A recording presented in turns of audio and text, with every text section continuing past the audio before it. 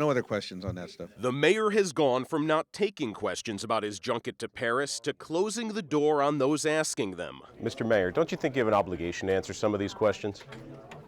He was in Paris in June attending a rally for the National Council of Resistance of Iran, a pro-democracy Iranian resistance group.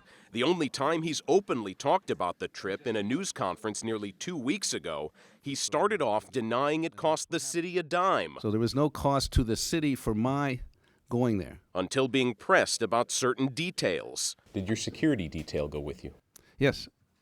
And who paid for them to go? Well, I mean, the city pays for that. Anonymous sources inside City Hall who feared retaliation tell Team 10 it cost $22,000 to send 2 San Diego police officers to Paris with the mayor. Those sources also say the officers got to Paris a day after Mayor Filner. Was your detail with you the entire time you were on that trip? Yeah. We're not going to have any more questions about security. They go straight to the chief of police. We were told that they actually missed the flight to France, that they caught up a day later. They did miss the flight, and you just can't depend on flights anymore in this business. San Diego police have refused to release specific details about the trip, including documents showing the mayor's itinerary, his security's flight schedule, and total security costs. If you're going to pay for them to travel all the way to Paris with the mayor, shouldn't they always be with the mayor providing security?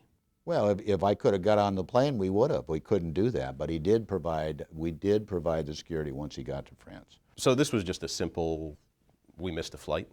Yes. The chief confirmed it cost more than $10,000 to send security with the mayor, but said revealing specific cost would compromise security. It was an expensive trip. I mean, we all understand that. The mayor has said this was the first time he went to France with security. I mean, I had been to those conferences without security. When asked why he needed it, he reacted strongly. Use your head. I'm at a conference about about the most explosive place in the world, run by a regime that assassinates people. So you don't think that there might be a security effort? Well, you said you went as a congressman without security. I couldn't do anything about it. I took the risk. Team 10 is also investigating the group that paid for Mayor Filner's trip to France. A group called the Colorado Iranian American Community paid for at least 2 of the trips when he was in Congress.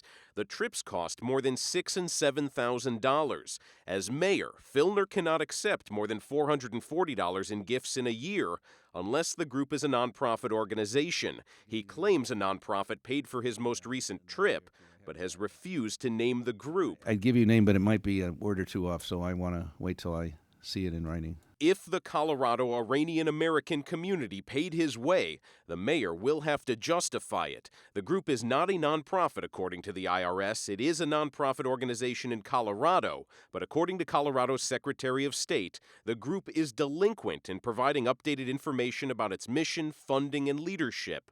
Filner has said the trip served San Diego because he was also trying to bring jobs to the city. My trip to France, in summary, was a business trip.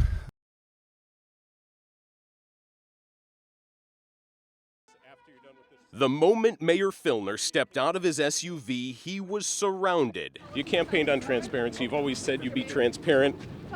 Will you be transparent and talk to the media about these scandals? The mayor has said little about the sexual harassment claims against him. He's refused to say who paid for his recent junket to Paris, or say much of anything about a federal investigation looking at why a private developer gave him $100,000 for public land. Mr. Mayor, don't you think you should make a statement?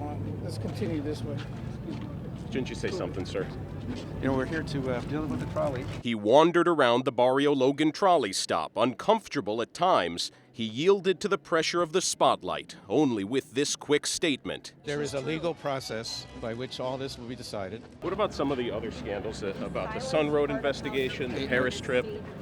You can talk about those, can't you? He walked away. He sat alone. Take your places so we can get started. Waiting for a news conference about trolley renovation to begin. Mr. Mayor, can I sit next to you?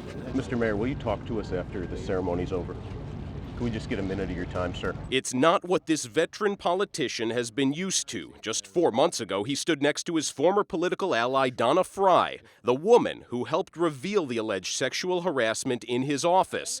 Ironically, at this press conference, she was announced as his transparency czar. The public has to know what's happening, and they have to know it at a time when it means something. Thursday, when questions about his conduct meant everything, he was reduced to making ill-fated jokes about why the media was there. I see you found a wonderful way to attract media attention for our efforts on the trolley. He walked away from our questions. Mayor, you campaigned on transparency. Where's the transparency? He hurried to a photo op and then rushed to his car. Do you have any comment at all? Do you have anything you want to say to any of these women? Giving us a shot we've captured over and over again. Mr. Mayor, let's get a shot of you not running into your car away from the media.